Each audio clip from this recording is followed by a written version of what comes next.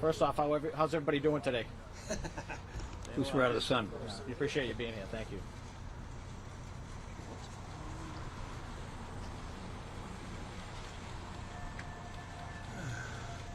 You guys good? Yeah. Whenever you're ready. All right, very good. Well, we appreciate everybody being here today. I want to start off today by mentioning the start of the press release that the board released yesterday. It says the Board of Directors of Market Basket is sharing the following facts to correct the false public statements made by Joseph Schmidt and Thomas Gordon about their recent termination from the company. I think it's important to make clear from the get-go is that we have had no communication about our termination with anybody prior to this morning. So it's a false statement by the board. I also want to say that I find it odd that the board didn't put their names down of the individuals that are on the board. Jay Hatchigan, Stephen Collins, and Michael Keys. They just said it was from the board of directors. And I point those two things out because there's a lot of inconsistencies throughout this process, starting with the allegation that Mr. Gordon and myself were somehow complicit in organizing a work stoppage. After going through a Quinn Emanuel investigation and a 2-hour interview, there was not one credible piece of information to sustain that there was any type of work stoppage that either myself or Mr. Gordon were involved in. We told you 8 weeks ago that the allegations were preposterous. We tell you today that the allegations are preposterous. I think Joe covered it all. We again received notification yesterday that our employment was terminated. A little disturbing to get that after a 50-year career and 39-year career. So I guess we'll take any questions you have. What does this mean for the future of Market Basket, the customers, and the employees? Well, I would say what it means for the culture of the company is that, in my opinion, there's 3 board of director members that essentially have taken control of the board, and they've also taken control of the company. And I'm glad you asked that question because the allegation was that we were insubordinate. So I guess our first question is, who were we insubordinate to? The director of operations and the director of grocery don't report to the board of directors. The board of directors has control over the CEO, the COO, and the CFO, not day-to-day management of the company. At least that's my understanding. So for them to say that we were insubordinate is untruthful. Sir, just kind of a human element here. You both have worked for Market Basket for decades. Can you just go into how it feels to have been fired like this? Yeah. It's very disheartening, given my life to this company, which I enjoyed, of my own free choice, obviously. But it's been a wonderful experience for almost 50 years, and to have a few people that say that we don't know very well to tell us that we haven't been doing our job and we've been insubordinate, and that we're planning some kind of a walkout is very, very troubling. You know, it's hard on the family. It's hard on everybody. Will you take some sort of action to get your jobs back? I think we're going to keep trying to get back inside. We'll see how that works out. What do you know about the suspension of Arthur T. DeMoulis? And is the allegation true that they said that, Joe, you went around saying that if Arthur T. was removed as CEO, they would lose their bonuses and profit sharing? So that was an allegation made. At the best, that would be in response to a question, and it would have been something along the lines of, who knows what's going to happen. So the board, what they've done in this investigation, this pre-planned coup, quite frankly, is they've put a bunch of allegations out there, and they're telling a story, and they're putting a narrative together, and have not met their prima facie case to establish that there was anything inappropriate going on. Now, if you read their statement, there are things in there along those lines, but it's a miscategorization of the fact. And you know, the other thing that I want to bring to everyone's attention is we were in the media making statements. I stand behind everything that I said in those statements. For example, they take exception to the fact that I called out private equity and the fact that those 3 board members are involved in private equity and venture capitalism. All you need to do is go to Jay Hatchigan's website on the Detmer law firm and see what his biography says. Those are his words, not mine. Talks about venture capitalism. If you look at Stephen Collins in Exeter Capital, read his profile. If you look at Michael Keys on Intercontinental, read his profile. So for them to say that me expressing my opinion about private equity and what that means, and telling me that that was inappropriate. I disagree with it, and I take exception to it, along with many of the other allegations that they made against me. Are they just trying to silence you or anyone else who might speak out? I'm sorry. Are they just trying to silence you or anyone else who might speak out in the future? I believe that to be the case. I think they're not only silencing myself and Mr. Gordon, but I think their intention, and they've made it clear to the organization, that they want to silence others. And that brings up a great point, because I want to mention that I made a statement in the media about a culture of fear, and they said that that's not true. Well, you know what? I'll let the facts speak for themselves. Pay attention over the next couple of weeks, because as more and more people speak out, you're going to get the truth. And it's not me that's telling the story. It's the board that's telling the story, because they don't want people to think that there's a problem in the company. They want to say that it's a vibrant culture, and it's just not factual. Well, I was going to ask a similar question. What do you think is actually happening here, and why are they doing it? I believe they are doing this at the behest of the three sisters, Frances, Gloria Ann, and Karen, of the DeMoulas family. Those are Arthur T. DeMoulas' sisters. They have hired the board of directors. They want their brother out of the company, and they want to instill Michael Kettenbach as some type of senior leadership role, whether it be CEO or some other position of authority. Why are they going after you guys, then? Well, they're going after us quite simply because Mr. Gordon and myself are very loyal to Mr. DeMoulas and the management team. We stand by the culture which they represent. And this isn't just about Tom, myself, and the DeMoulas family. This is about the culture of the company, the associates of the company, and the customers, and all of the suppliers that support the company on a day-to-day basis. And Mr. DeMoulas' philosophy is that the shareholders benefit at the end of that order. And that's worth standing up for, because we have a special culture here. Mr. Gordon here has dedicated his life to Market Basket. I've worked with him for many years now. There's nobody I respect more in this company, and to let him go is a big injustice, but it also hurts Market Basket. I think you asked a question a second ago about trying to keep us quiet. I mean, there was a pretty damning statement that came out last night from the board about us, our character, our integrity, and I don't know if they expect us to not respond to that, but I don't think either one of us is big on having false allegations made to us without some kind of response for it. And like I said, we've both given this guy as well as an awful lot of time to this company, and for the customers and for the associates of this place. And for those allegations to be made without any kind of response is not something that's going to happen. You guys have been on leave for months. Why do you think they fired you right now, particularly? Well, it's been 8 weeks. We've actually, to the day that we were put on leave for their statement of what the allegations were.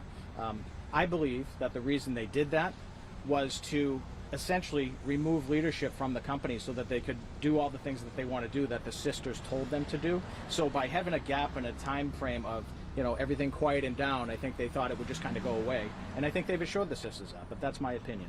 I would agree with Joe. It's just a long plan that has probably been in motion for a long time to remove the boss and the top management in the company and instill the people they want. You guys. On top of this, you referenced an interview that you said lasted about 2 hours as part of this investigation. Can you tell us a little bit about when that took place and a little bit more about what that actually looked like?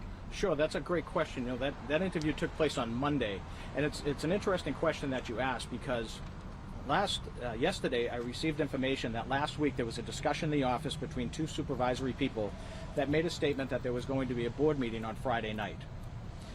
And in conjunction with that, they made a statement that there was going to be some type of an announcement and a press release, presumably about us being let go. Our attorney also got information from Quinn Emanuel that said, we really need to speak to your people by Friday. Fortunately or unfortunately, he had a prior engagement that he had to go into. Then we learned that the board meeting was moved till Monday night, and that happens to coincide with the time frame where our interviews were. So basically, my interview started at 9 a.m. It was about 2 hours. The gentlemen that I work with, their interviews were after that. And there was maybe a 4-hour gap between the time that they concluded their investigation in terms of Mr. Gordon and my relationship with the company and their determination not only to get rid of us, but to promote people into our positions. This is not the first time that you guys have been in a situation similar to this. There was the whole situation between RDT and Arthur S. back in 2014, where I believe both were probably 7 executives who were put on leave and terminated and then brought back. Do you have hope that this family business will kind of rise above this once again? You'll be able to get your jobs back, your careers back? Yes, there's always hope. We intend to be back. you know, if somebody thinks that either Mr. Gordon or myself are just going to go away at this point without standing up for the culture of the company for a period of time, they're sorely mistaken. I'm not going anywhere, and neither is he. Now, this is a long-term career, long-term fight, and we're going to be in this until it's over. Will you use litigation, do you think? Is there an avenue for that? We're hoping it doesn't come to that. However, you know, we'll keep our options open, and you know, we're hoping that this gets resolved in the right way for the best interest of the community at large, because this is about the community and the people of the community and the associates and the people that work in those communities and the future of the company. Do you have a meeting set up at all with the board of directors or anybody? No, in fact, you know, it's interesting because yesterday afternoon was the first time I learned that probably was going to be terminated. I learned that through a memo that was distributed to the company that basically said that there was a new director of operations, a new director of grocery operations, and some other new title that I'm not even sure what it means, quite frankly. But that was the first indication that something was happening. And then after that, I got a call from Stephen Collins, the board member, to tell me that I had been terminated. That is completely countercultural to how Market Basket operates. We would never do that. You know, you would inform the person if you have a disagreement with them. You would talk to that individual first.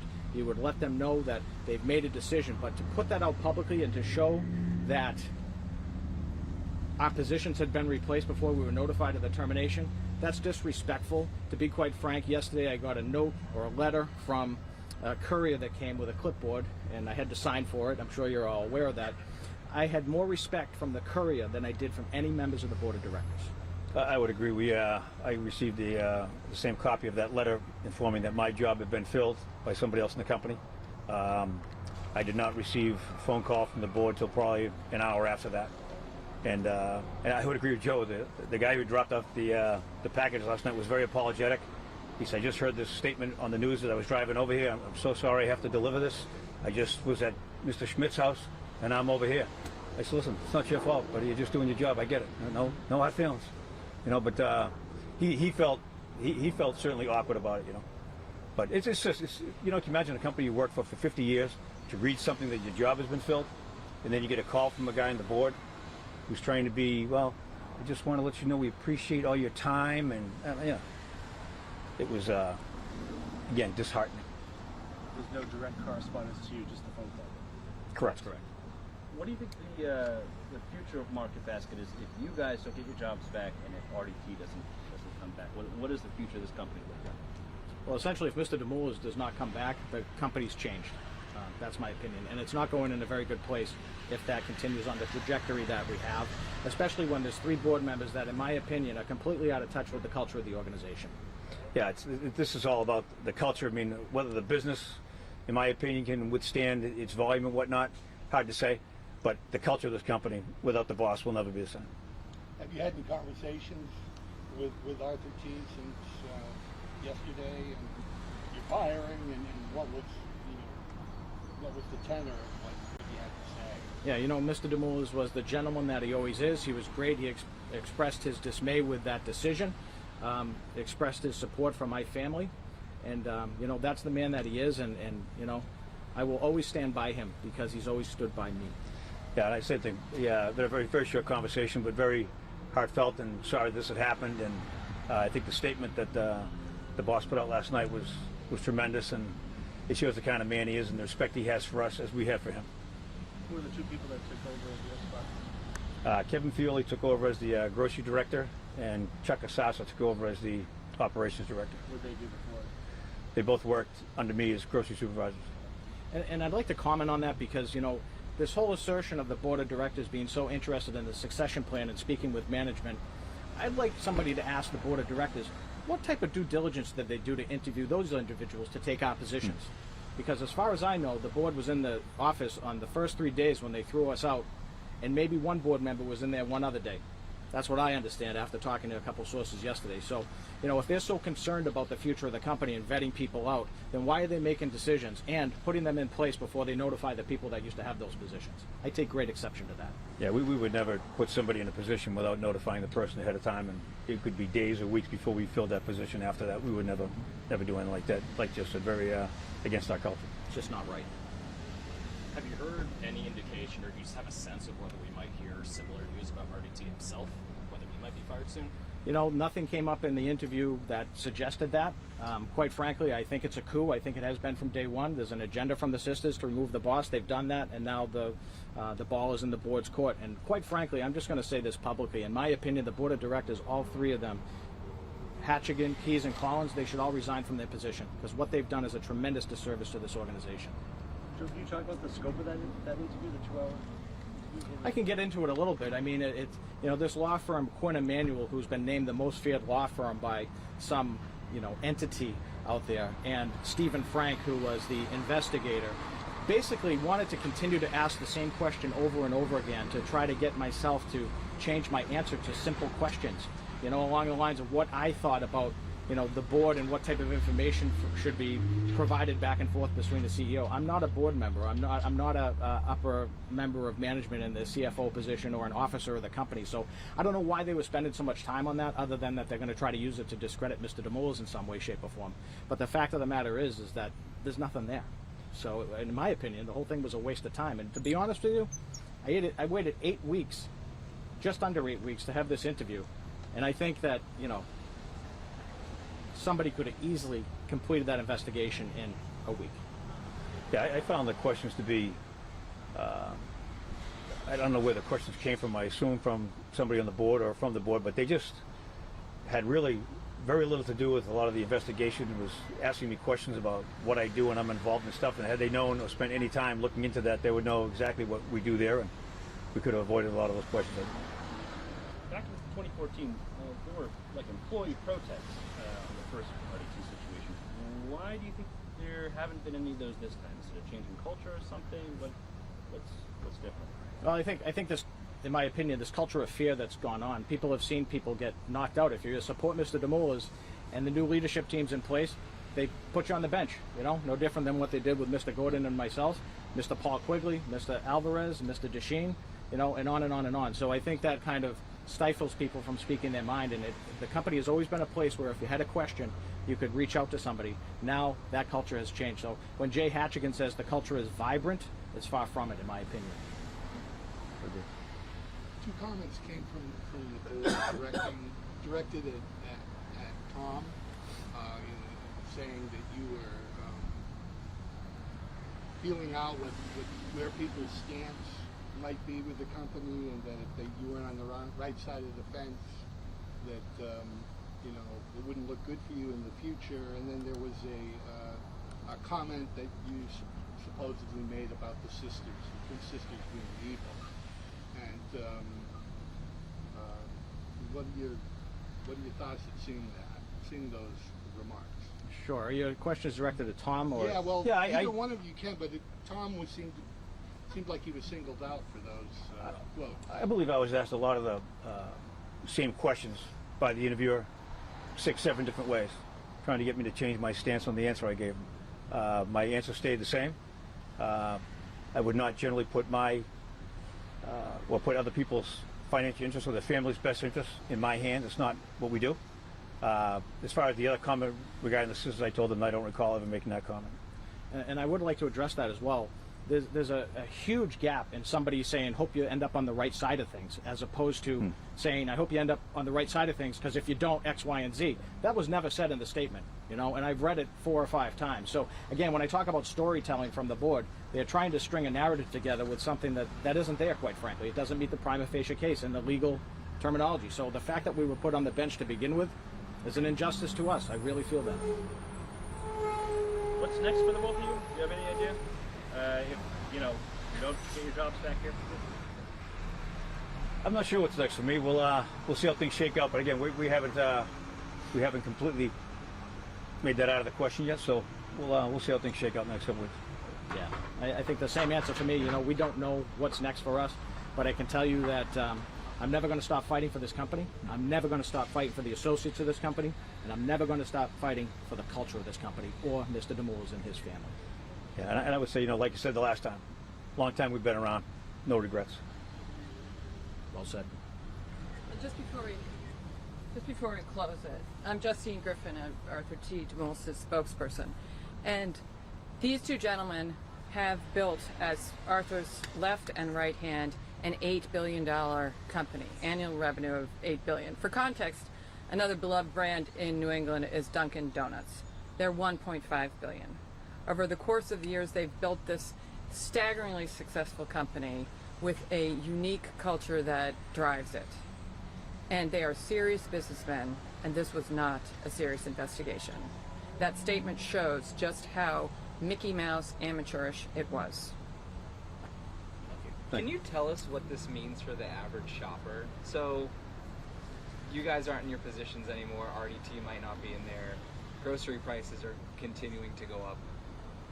How does that affect me as I'm going to the grocery store that you guys aren't in your positions anymore? I don't know if it affects you in how you do your shopping, but I think a lot of the customers we have at our stores are there because of not the pricing so much, but the people that are there and the culture we've built there.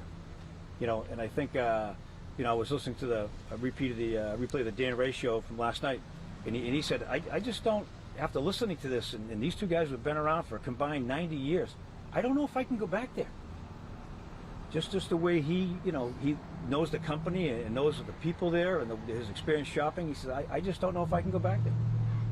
So I don't know if that resonates with other people or not. Yeah, and I would say to that, Mr. DeBoulis has built this culture and the people that he works with on a daily basis and built a great system. And most systems will sustain themselves for a certain period of time, but systems start to break down, especially when people get off the proper mindset in terms of focus on the customer.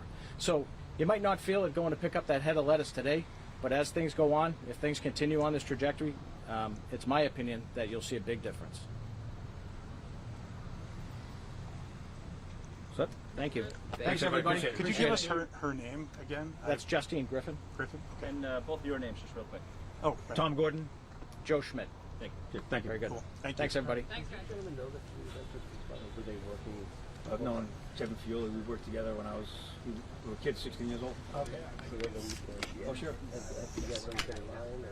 Oh, yeah, sure, absolutely. Yeah. So these aren't people like that. Oh, no. These are not outside people that have been there. I've known Chuck Asasa for 35 years. These were store supervisors who reported directly to me.